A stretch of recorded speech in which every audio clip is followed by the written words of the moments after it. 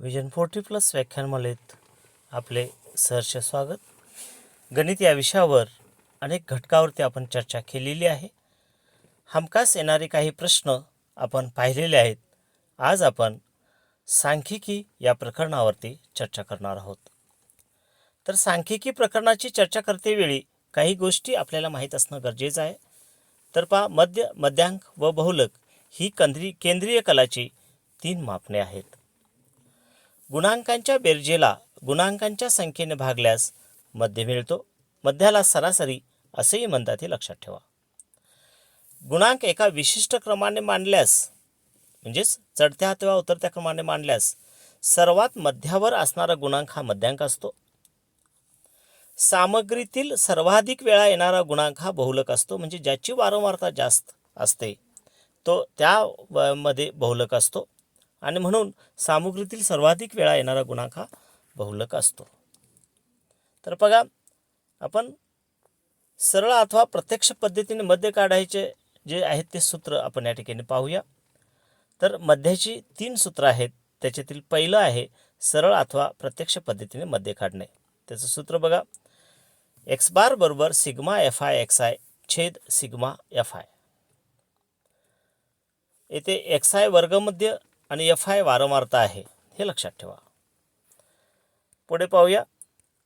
तर काल्पनिक अथवा गृहीत मध्य पद्धतीने मध्य काढावयाचे सूत्र, ही दुसरी पद्धत आहे.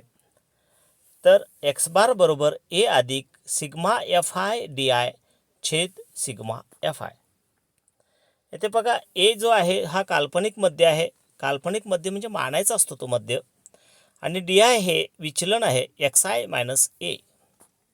म्हणजे प्रत्येकाचं वर्गमध्य आणि मांडलेला मध्य याच्यातील हा फरक आहे, वजाबाकी आहे. तर हे काल्पनिक अथवा गृहीत मध्य पद्धतीने मध्य काढायचे सूत्र आहे. 1 मार्कासाठी महत्त्वाचे आहे, तेव्हा लक्षात असू द्यात. त्याचबरोबर आता पायरी विचलन पद्धतीने मध्य काढायचे सूत्र आपण पाहूया.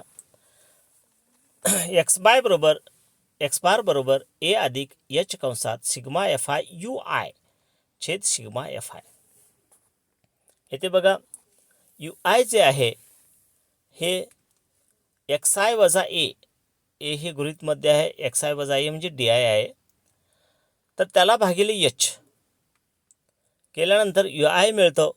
आता इथं बघा, एच म्हणजे काय, वर्गाची व्याप्ती. उच्चतम मर्यादा वजा निश्चितम मर्यादा केल्यास आपल्याला वर्गव्याप्ती मिळत असते. ही जी तिन्ही सूत्र आहेत, ही तीन सूत्र अतिशय महत्त्वाची आहेत, तेव्हा ही लक्षात ठेवा. मध्य काढायची म्हणजे सरासरी काढायची, ही 3 सूत्र आहेत. आता बघा, आपण पुढे जायचं आहे. एप्रिल 2022 मध्ये एक प्रश्न आलेला होता. खालील सामग्रीचा प्रत्यक्ष पद्धतीने सरासरी मध्य काढा. प्रश्न आहे बघा, CI 10 ते 20, 20 ते 30, 30 ते 40, 40 ते 50 आणि 50 ते 60 ही सातत्य श्रेणी आहे, संभाग श्रेणी. आणि एफ आय बघा 2, 3, 5, 7 आणि 3. आता याचं उत्तर आपल्याला काढायचं आहे. त्याच्यासाठी आपण एक तक्ता तयार करावा लागतो, कारण आपल्याला माहीत आहे सूत्र एक्स बार बरोबर sigma F I X I छेद सिग्मा एफ आय. तर आपण संभाग श्रेणीवरून एक्स आय काढलेला आहे आणि एफ आय तर अगोदरच आहे, ते आपण लिहिलेलं आहे. आणि त्याच्या शेजारी 10 ते 20 म्हणजेच याचा जो वर्गमध्य आहे तो एक्स आय 15 आलेला आहे, तो कसा काढायचा. तर 10 आणि 20 यांची बेरीज करा, 30 येते. 30 भागिले 2 15. तसेच पुढचे जे वर्ग आहे तो म्हणजे 20 ते 30 ह्याची बेरीज येते 50.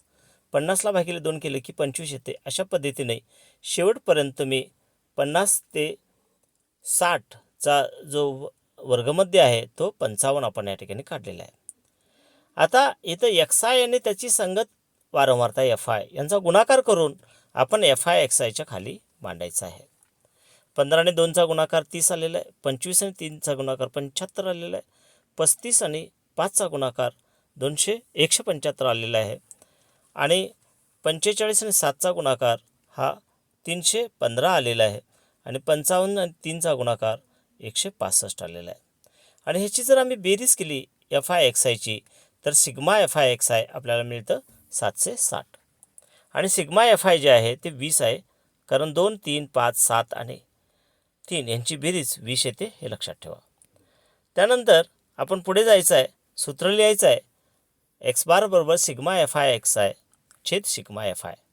आता किमती ठेवा. Sigma F I X I जे आहे ते 760 आहे आणि सिग्मा एफ आय हे 20 आहे, आणि ह्या दोनांचा जर भागाकार आपण केला तर एक्स बार जो आहे तो 38 आपल्याला मिळतो. आणि म्हणून दिलेल्या सामग्रीचा जो मध्य अथवा सरासरी जो आहे तो 38 आहे, हे लक्षात ठेवा. अशा पद्धतीनं 3 गुणासाठी मध्य, मध्यांक किंवा बहुलक याच्यावरती एक प्रश्न येतो आणि येतोच. आणि म्हणून याचा व्यवस्थित आपण अभ्यास करा आणि तुमच्या वार्षिक